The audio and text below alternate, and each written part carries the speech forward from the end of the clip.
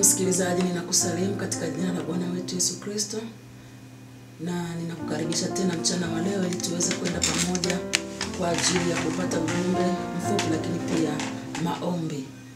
Basi moja kwa moja nikamshukuru Mungu kwa ajili ya siku hii ya leo. Baba mwenye nguvu, mtakatifu, uketie mbinguni, ninakuinua tena, ninakutukuza. Ninasema hakuna Mungu aliye kama wewe, hakuna Baba aliye kama wewe. Mwenye nguvu na uweza na mamlaka ni ya kwako. Asante kwa ajili ya siku hii njema nzuri ya baraka. Umetupa tena kukaa nyumbani mwako Bwana, ili kusikizishana maneno yako, na zaidi ya yote Mungu kuvukishana hatua moja kwenda nyingine. Asante kwa ajili ya msikilizaji, asante kwa ajili ya mtangazaji, asante kwa ajili yangu. Tunaalika uwepo wako Bwana mahali hapa, na nguvu zako na Roho yako Mtakatifu akatawale tena tunapojifunza maneno machache, ili kwamba Mungu wa mbingu na nchi uweze kutuongoza katika lile ambalo umekusudia siku hii ya leo. Katika jina safi la Yesu Kristo, Baba tumeomba, tukishukuru na kuamini. Amen. Basi siku ya leo tunaendelea kujifunza maneno ya Mungu, lakini pia tunatamani tujue ni namna gani ambavyo tunaweza kushinda majaribu au kushinda vita tunavyokutana navyo kwenye maisha yetu. Tunatamani kujua ni jinsi gani ambavyo tunaweza kushinda majaribu ambayo tunakutana nayo.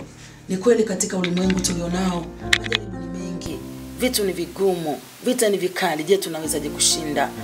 Biblia inasema ya kwamba duniani mnayo dhiki, lakini jipeni moyo. Kwa nini anasema tuna dhiki tujipe moyo? Kwamba hakuna mwanadamu anaweza kawepo duniani asiwe na changamoto, asiwe na majaribu, asiwe na vita, asiwe na changamoto yoyote. Lakini neno la Mungu linatuambia tujipe moyo. Tujipe moyo kwa namna gani? Kwa kuendelea kusali. Tujipe moyo kwa kuendelea kuvumilia, tukiamini ya kwamba yuko mtetezi, yuko mwenye nguvu anayeweza kutusaidia na kutuvusha kwenye majaribu hayo. Bwana Yesu asifiwe. Basi siku ya leo tukaangalia maneno machache ili tuweze kujua kwamba tunapaswa kushinda majaribu kwa namna gani na tunaweza kuvuka kwa namna gani. Kitabu kinachotuongoza leo ni kitabu cha Mathayo mlango wa 4 mstari wa 1 hadi wa 11. Moja kwa moja tukaangalia neno la Mungu. Kisha Yesu alipandishwa na Roho nyikani ili ajaribiwe na Ibilisi. Akafunga siku 40 mchana na usiku. Mwisho akaona njaa. Mjaribu akaingia akamwambia, ukiwa ndiwe mwana wa Mungu, amuru kwamba mawe haya yawe mkate. Naye akajibu akasema, imeandikwa, mtu hataishi kwa mkate tu, ila kwa kila neno litokalo katika kinywa cha Mungu. Kisha Ibilisi akamchukua mpaka mji mtakatifu, akamweka juu ya kinara cha hekalu, akamwambia, ukiwa ndiwe mwana wa Mungu, itupe chini, kwa maana imeandikwa, atakuagizia malaika zake na mkononi mwao watakuchukua, usije ukajikwaa mguu wako katika jiwe. Yesu akamwambia, tena imeandikwa, usimjaribu Bwana Mungu wako. Kisha Ibilisi akamchukua mpaka mlima mrefu mno, akamwonyesha milki zote za ulimwengu na fahari yake. Akamwambia, haya yote nitakupa ukianguka kunisujudia. Ndipo Yesu alipomwambia, nenda zako Shetani, kwa maana imeandikwa, msujudie Bwana Mungu wako, umwabudu yeye peke yake. Kisha Ibilisi akamwacha, na tazama wakaja malaika wakamtumikia. Bwana Yesu asifiwe. Tunachoangalia mchana wa leo ni kitu gani? Kwamba tumeambiwa kila siku, kila saa, vita, majaribu, changamoto kwa mwanadamu vipo. Na namna gani ambavyo basi tumeambiwa kwamba kwa kuwa kuna dhiki juu ya maisha ya mwanadamu, tunapaswa kujipa moyo, tunapaswa kujitia moyo. Lakini tunaona kwenye kitabu hiki cha Mathayo, Biblia inatuambia kwamba Yesu alipandishwa na Roho nyikani ili ajaribiwe. Lakini tunaona katika kujaribiwa kwake mwana wa Mungu alikuwa akimwambia Shetani, imeandikwa. Mjaribu akamjia akamwambia, ukiwa ndiwe mwana wa Mungu, amuru mkate na mawe haya yawe mkate. Amuru kwamba mawe haya yawe mkate. Lakini tunaona majibu ya Yesu yalikuwa kwamba imeandikwa, mtu hataishi kwa mkate tu, ila kwa kila neno litokalo katika kinywa cha Bwana. Imeandikwa. Kwa maana ya kwamba Yesu alimshinda Shetani kwa neno. Mchana wa leo tunajifunza nini, mtu wa Mungu unayenisikiliza sasa? Kwamba tunapaswa kulisoma na kulijua neno la Mungu ili kwamba mjaribu anapoleta majaribu tuweze kumshinda kwa kupitia neno la Mungu. Na neno la Mungu ni taa ya miguu yetu, na neno la Mungu ni mwanga wa njia zetu. Neno la Mungu ndiyo silaha, neno la Mungu ndiyo upanga, neno la Mungu ndiyo kitu kikubwa katika maisha yetu. Nikukumbushe tu msikilizaji ambaye unapita kwenye jaribu zito, jaribu gumu. Ni kweli tutaomba na tutaendelea kuomba, lakini nikukumbushe, jifunze kulisoma neno la Mungu, maana ndiyo upanga, ndiyo silaha ya kukusaidia kushinda jaribu ulilonalo, vita ulionayo. Akasema kwenye mstari ule wa 5, kisha Ibilisi akamchukua mpaka mji mtakatifu, akamweka juu ya kinara cha hekalu, akamwambia, ukiwa ndiwe mwana wa Mungu, jitupe chini, kwa maana imeandikwa, atakuagizia malaika zake na mikononi mwao watakuchukua, usije ukajikwaa mguu wako katika jiwe. Yesu akamjibu tena akamwambia, tena imeandikwa, usimjaribu Bwana Mungu wako. Kwa maana ya kwamba neno la Mungu ndilo linaloweza kumshinda shetani. Neno la Mungu ndiyo upanga, neno la Mungu ndiyo silaha, neno la Mungu ndiyo kila kitu kwenye maisha yetu. Akamwambia imeandikwa, usimjaribu mwana wa Mungu. Kwa maana ya kwamba mchana wa leo tunajikumbusha ya kwamba tunapaswa kulisoma neno la Mungu, tunapaswa kulijua neno la Mungu, kwa sababu tulikwisha kutahadharishwa ya kwamba duniani tuna dhiki, lakini tunapaswa kujipa moyo. Na katika kujipa moyo ni pamoja na kulisoma neno la Mungu ili tuweze kushinda, ili tuweze kuvuka. Na tunaona mwisho Yesu alimshinda shetani. Alimshinda shetani alipomwambia kwamba unisujudie, mali zote, miliki zote nimekupa. Akamwambia imeandikwa, msujudie Bwana Mungu wako, umwabudu yeye peke yake. Ibilisi akamwacha. Kwa hiyo unapokuwa na neno ndani yako, unapokuwa na neno la Mungu kwenye maisha yako, Ibilisi atakuacha, Ibilisi hatakuonea, Ibilisi atakuwa mbali na wewe. Hata kama utapita kwenye changamoto kidogo, lakini neno la Mungu likiwa ndiyo upanga, ndiyo silaha, ndiyo taa ya kukuongoza, Ibilisi hataweza kukuangamiza. Nikukumbushe kijana, nikukumbushe baba, mama, hata na mtoto ambaye unaweza kusoma, basi tulisome neno la Mungu ili kwamba Mungu aweze kutuongoza katika maisha yetu. Na mchana wa leo tutakapokwenda katika maombi yetu, ninaamini ya kwamba tutaanza kwa namna ya kujifunza neno la Mungu. Kila mmoja alisome neno la Mungu ili wiki ijayo tutakapokutana mahali hapa, kila mmoja awe na ushuhuda ya kwamba amelisoma neno la Mungu,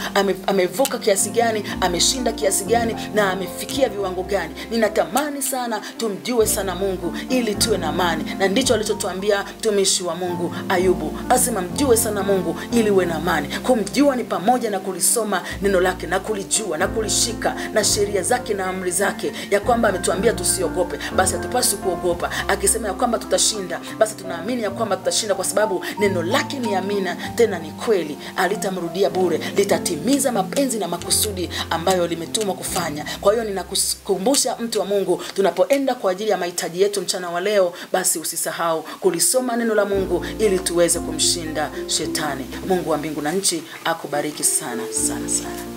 Asante kwa ajili ya mchana huu mzuri wa baraka. Namleta mbele zako Baba mwenye nguvu, mfalme mwema. Umeona na kusikia haja na hitaji alilonalo, nami naleta mbele zako Bwana, nikiamini ya kwamba msaada pekee unatoka kwako na njia pekee ya kumsaidia inatoka kwako. Na kuomba Bwana ukampe mke mwema tumishi wako Filemon. Amekaa mbele zako akikutaka wewe ukampe mke mwema, na umesema ya kwamba mke mwema anatoka kwako. Na kusi Baba yangu wa mbinguni ukamlete mke mwema kutoka aliko kwa ajili ya Filemon, kwa sababu amekutaka wewe na nguvu zako. Asante Roho Mtakatifu kwa ajili ya familia yao. Amesema kuna changamoto, kuna vita, kuna roho za mafarakano. Baba ninaomba toba na rehema kwa ajili ya familia yao. Nikisi damu ya Yesu ikapite sasa kwenye familia. Damu ya Yesu ikapite kwenye mazingira ya kwao, kuondoa kila aina ya mafarakano, kuondoa kila aina ya vita, kuondoa kila aina Bwana ya magomvi, kwa sababu Bwana umesema Mungu wa mbingu na nchi ya kwamba haupendezwi na roho ya mafarakano. Nami Mungu namleta mbele zako Filemoni, kwa sababu amesimama kama kiongozi, amesimama kama msaada kwenye familia kwa ajili ya kutaka wewe uingilie kati vita yao. Asante kwa sababu nalituma neno lako sasa lipite kwenye familia yao, likapate kuwa ni nguzo, ni ngao kwa ajili ya kuwaunganisha tena, wakatembee pamoja kwa umoja, wakatembee pamoja kwa furaha, kwa sababu Mungu wa mbingu na nchi, wewe ni Mungu wa furaha, ni Mungu wa amani. Ninaitangaza amani kwenye familia yao, ninatangaza furaha kwenye familia yao, ninatangaza uzima kwenye familia familia yao, kila mmoja akapate kumheshimu mwenzake. Roho ya heshima na ulinzi ikawe juu ya maisha yao katika jina la Yesu Kristo wa Nazareti. Mungu aliye hai, mikononi mwako na iweka familia hii na kuomba Bwana, tembea nao ukapate kuwasaidia na kuwafikisha kwenye kusudi ambalo umekusudia katika maisha yao. Katika damu ya Yesu tumeomba na kuamini, amen. Amen. Wewe ni Mungu mponyaji, hakuna Mungu aliye kama wewe. Umesema leteni haja zenu mbele zangu, nami Mungu wa mbingu na nchi namleta neema mbele zako Bwana, nikinyenyekea chini ya mkono wako, nikiendelea kutubu na kuomba rehema kwa ajili yake, nikiomba msamaha kwa ajili ya maisha yake Bwana.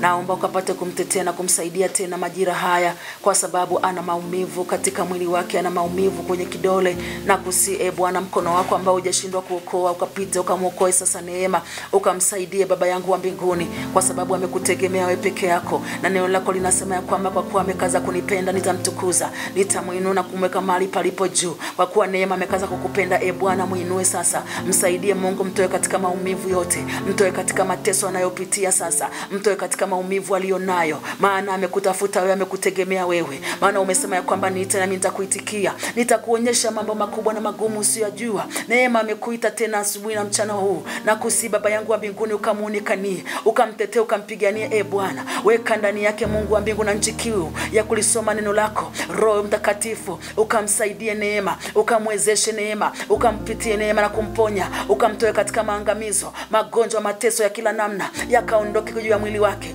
kwa jina la Yesu Kristo wa Nazareti, kwa damu ya Yesu Kristo wa Nazareti aliye hai. Maana Yesu Kristo, kwa kupigwa kwako neema ni mzima, neema ni mzima hata sasa, neema ni mzima sasa, kwa maana ulimshinda shetani kwa neno. Nami naamini ya kwamba kwa neno lako shetani anakwenda kuanguka mbele ya neema. Aliyemshikilia naye achilia maumivu kwake anakwenda kuondoka sasa, kwa kuwa Mungu amekutegemea wewe. Onekana juu ya maisha yake, onekana juu ya maisha yake, onekana juu ya mwili wake, onekana juu ya afya yake, onekana Bwana, mtoe katika maangamizo ya magonjwa katika jina la Yesu Kristo wa Nazareti aliye hai. Utukufu na heshima zirudi kwako tangu sasa na hata milele. Haleluya, amen. Mungu, asante kwa ajili ya Mary. Tazama amekuja na moyo unyenyekevu mbele zako Bwana mchana wa leo, kwa kuwa umesema ya kwamba haja zetu zijulikane mbele zako. Nami namleta Mary kwa kuwa umeiona haja ambayo ameshirikisha, anaomba kwa ajili ya kazi. Na kusi Baba yangu wa mbinguni ukamfungulie milango ya kazi Bwana, aweze kufanikiwa, aweze kufanya kazi, kwa sababu neno lako linasema asiyefanya kazi na asile. Basi Mungu, naamini ya kwamba unaenda kumkumbuka Mary, unaenda kumfungulia milango. Wepesi ukatokeze kwenye njia zake, fungua milango Bwana, ondoa giza kwenye anga lake, ondoa giza kwenye njia yake, ondoa giza kwenye hatua zake, ondoa giza kwenye matumaini ya kwake, ondoa kila aina ya giza lilotawala mbele yake, ili kwamba Mungu wa mbingu na nchi, Mary akafanikiwe Bwana, akapate kazi, akapate kazi, akafanikiwe, kwa kuwa Mungu ndiye agizo kutoka kwako kwamba asiyefanya kazi na asile. Neema yako Yesu kawe juu ya Mary, mkono wako Mungu kawe juu ya Mary. Muinulie watu kwa ajili ya nafasi, muinulie watu kwa ajili ya kazi, muinulie watu Bwana, mkutanishe na watu sahihi, walioibeba heshima yake, waliobeba nafasi ya kwake, waliobeba haki yake, waliobeba Bwana nafasi ya kwake. Fungulie milango Mungu, umfungulie njia Bwana, kwa kuwa unamjua Mary, kwa kuwa unajua kiwa alionayo, katika jina la Yesu Kristo wa Nazareti aliye hai. Pamoja na wote wanaotaka kazi, Mungu wa mbingu na nchi, usimpite hata mmoja, usimwache hata mmoja. Roho Bwana ukapate kuachilia kiu na shauku ya kulisoma neno lako, maana ndiko kwenye msaada, ndipo kwenye matumaini, ndipo kwenye njia, ndipo kwenye kufikia Bwana malengo na makusudi ya maisha yake, katika jina la Yesu Kristo wa Nazareti. Baba, tumeomba na kuamini. Haleluya. Mungu, asante kwa sababu ya Isaya, asante kwa sababu umeona kiu na shauku alionayo. Mbele zako ninamleta Bwana, kwa sababu ulisema mke mwema anatoka kwako. Basi Mungu, naomba mke mwema kwa ajili ya Isaya, kwa kuwa ndio hitaji alilonalo na ndio kiu alionayo kwa muda mrefu. Asante kwa sababu utakwenda kujibu sawa sawa na mapenzi yako, katika jina la Yesu Kristo wa Nazareti. Mungu aliye hai, asante Roho Mtakatifu, kwa sababu ndani ya moyo wa Isaya anakutaka wewe na nguvu zako, na kukaribisha ndani yake sasa, ukamwezeshe aweze kulisoma neno lako, na zaidi ya yote Mungu aweze kutembea katika makusudi yako, ili kwamba Bwana ukampe mke mwema, ukamlete mke mwema atokaye kwako kwa ajili ya Isaya, kwa ajili ya maisha yake, atakayejua Bwana jinsi ambavyo Mungu wa mbingu na nchi umemwandaa kwa ajili ya mume wake. Asante Baba yangu wa mbinguni, asante Mungu mwenye nguvu, asante Baba wa rehema, kwa sababu hautamwacha Isaya, utamkumbuka na kumuinua, utamkumbuka na kumtetea, utamkumbuka na kumpa mke mwema, katika jina la Yesu Kristo wa Nazareti aliye hai, kwa damu ya mwana kondoo, mke mwema anayetoka kwenye kitabu cha Mithali ya kwamba ni nani awezaye kumuona. Bwana, naomba mke mwema, naomba mke mwema atakayejua wajibu wake, atakayejua nafasi yake, atakayejua jinsi ambavyo Mungu wa mbingu na nchi amekusudiwa kusimama kwenye familia. Asante Roho Mtakatifu, kwa sababu utakwenda kumkumbuka Isaya na kumtendea mambo makubwa mno ya ajabu. Ni katika damu ya Yesu Kristo wa Nazareti tumeomba na kuamini. Amen. Naomba rehema kwa ajili yake, naomba msamaha kwa ajili yake, na si damu yako Yesu ikapite kwa Barnaba, na si damu yako Yesu ikapite kwenye maisha yake na kwenye mwili wake, ili kuondoa kila aina ya maumivu, kuondoa kila aina ya mateso, kuondoa kila aina Bwana ya kutokulala usiku na mchana kwa sababu ya maumivu makali. Yesu, najua ya kwamba wewe ni mponyaji. Yesu, najua ya kwamba unaweza. Yesu, najua ya kwamba unaweza. Unatenda Bwana, unafanya Bwana. Yale yasiyowezekana kwa wanadamu, kwako yanaweza. Yale yasiyowezekana kwa madaktari, kwako yanawezekana. Inawezekana natumia hata madawa, lakini Mungu wa mbingu na nchi haoni utulivu. Ninaomba neema yako, ninaomba mkono wako wa uponyaji ukamponye sasa, ukamtoe kwenye maumivu makali, ukampe utulivu Bwana, ukampe utulivu mfalme mwema, katika jina la Yesu Kristo wa Nazareti, kwa damu ya Yesu, kwa jina la Yesu, maumivu yakatoweke, maumivu yakamwachie, maumivu yakaondoke kwa jina la Yesu Kristo wa Nazareti. Barnaba kawe na utulivu, Barnaba kapone sasa katika damu ya Yesu Kristo wa Nazareti. Baba, tumeomba na kuamini. Amen. Mungu, asante kwa ajili ya Rita. Asante kwa sababu mkono wako unaweza kufanya, lakini pia sikio lako limesikia Bwana hitaji la mtumishi wako Rita. Anakutaka Bwana kwa ajili ya maisha yake, juu ya kazi. Na nyenyekea kwako Mungu, nikiendelea kuomba rehema kwa ajili yake na msamaha kwa ajili ya maisha yake. Wewe ni Mungu wa haki na ni Mungu wa uweza na ni Mungu wa wote wenye mwili. Umesema ni jambo gani lililo gumu mimi nisiloliweza? Hakika Mungu unaweza mambo yote na unaweza kutenda sawa sana mapenzi yako. Naomba mkumbuke mtumishi wako Rita, naomba umsaidie Bwana aweze kupata kazi. Mtoe katika hali ya mawazo, mtoe katika hali ya huzuni na uchungu, maana kukosa kazi Mungu kunapelekea mtu kupata mawazo mengi, lakini naamini ya kwamba wewe ni Mungu unayesikia. Fungulie milango Bwana, fungulie milango Yesu, fungulie njia aweze kupata kazi. Mkutanishe na watu sahihi, mkutanishe na watu waliobeba hatima yake. Roho ya vizuizi ikaondoke, roho ya giza ikaondoke, roho ya kucheleweshwa ikaondoke kwa jina la Yesu Kristo wa Nazareti. Mungu li hai, kwa damu ya Yesu Kristo wa Nazareti. Baba, mikononi mwako naomba Rita akapate kufanikiwa, na Roho Mtakatifu ukamsaidia na kumwezesha na kumpa kiu na nguvu ya kulisoma neno lako, ili aweze kufikia makusudi yako, katika jina la Yesu Kristo wa Nazareti tumeomba na kushukuru. Amen.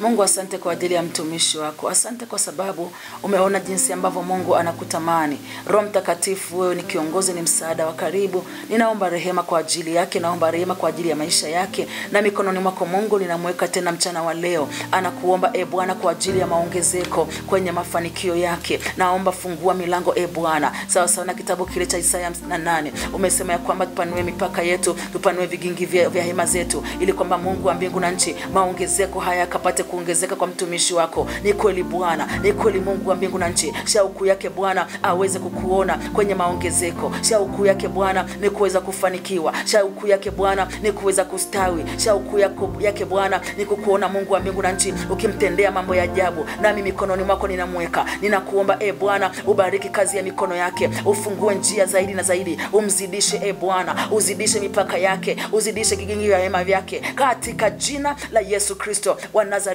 Mungu li hai. Asante Roho Mtakatifu, maana kila aombaye hupewa. Asante kwa sababu unakwenda kumpa sawasawa na hitaji na haja ya moyo wake, katika damu ya Yesu Kristo tumeomba na kuamini. Haleluya. Asante kwa ajili ya wengine ambao Mungu wa mbingu na nchi wametuma ujumbe lakini haujasomwa. Ninaamini ya kwamba kila mmoja unakwenda kumjibu sawasawa na mapenzi yako, katika jina la Yesu Kristo wa Nazareti. Mungu li hai. Utukufu na heshima na adhama zirudi kwako, kwa kuwa utatenda na utumetenda. Kwa jina la Yesu Kristo tumeomba na kushukuru. Amen. Amen. Amen. Amen. Mungu wabariki wote ambao wameshirikisha mahitaji yenu pamoja nasi mchana huu wa leo.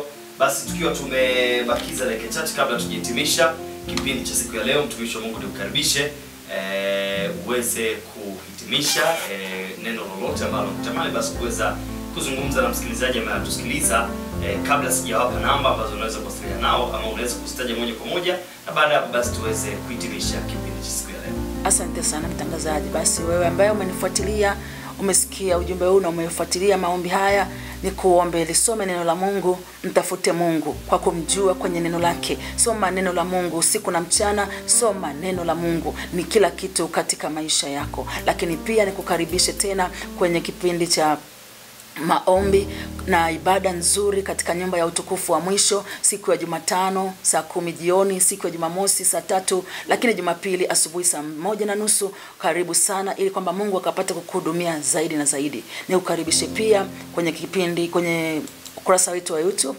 Utakutana na ujumbe mzuri, utakutana na maombi, utakutana na kila kitu ambacho Mungu atataka kukufanyia, kwa kuwa anakupenda na zaidi ya yote anatamani uvuke kutoka hatua moja kwenda nyingine. Nikukaribishe sana sana sana wewe ambaye umetufuatilia, endelea kuiombea Radio Habari Maalum. Mungu akainue, Mungu akaifikishe kusudi alilokusudia kupitia radio hii kwa watu wote ulimwenguni. Ubarikiwe sana sana sana. Amen. Basi mtumishi nikukaribishe tuweze kuhitimisha kwa maombi na kufunga kipindi cha lango la mchana siku ya leo. Amen. Baba, ninakushukuru. Mungu, asante kwa sababu wewe ni Mungu. Hakuna Mungu mwingine zaidi yako. Hakuna baba mwingine zaidi yako. Tumekuona Bwana katika maisha yetu. Tangu wiki iliyopita umekuwa nasi, umetuongoza, na hata siku ya leo Bwana umeanza nasi, na hata sasa tunafika hitimisho la kipindi hiki. Na kuomba Bwana wa majeshi, Mungu wa milele yote, upokee sifa na utukufu na heshima, kwa kuwa ni wewe unastahili. Asante kwa ajili ya wote ambao Bwana wamehudumu pamoja nasi mchana wa leo. Ninawaweka mikononi mwako. Asante kwa ajili ya Radio Habari Maalum. Asante kwa ajili ya mtangazaji. Asante kwa ajili ya wote Bwana. Asante maana naamini ya kwamba kupitia wao ni sababu ya sauti hii kusikika mbele za watu. Nami naweka wakfu kwako, nikiomba ulinzi Bwana, nikiomba amani Bwana, nikiomba kibali Bwana, nikiomba hatua mpya zaidi. Roho Mtakatifu ukaonekane ukitembea na watu hawa, ukaonekane ukiwaongoza katika kila hatua watakayokwenda. Roho Bwana, fungua mipaka yao, ongoza njia zao, ili kwamba Mungu wa mbingu na nchi, Radio Habari Maalum iweze kufika kwenye maeneo mengi zaidi na zaidi. Asante kwa ajili ya muujiza wa kwanza kupitia Singida Bwana. Ninaamini watu wa Singida watafunguliwa, watawekwa huru. Asante Mungu wa mbingu na nchi kwa ajili yangu. Nami najiweka wakfu kwako pamoja na familia yangu, nikiomba ulinzi wako Bwana uwe pamoja nasi. Tuongoze tuingie hapo na tutokapo. Tunakataa roho za mashambulizi, malipizi na kisasi cha adui, katika jina la Yesu Kristo wa Nazareti. Baba, tumeomba tukishukuru na kuamini. Amen.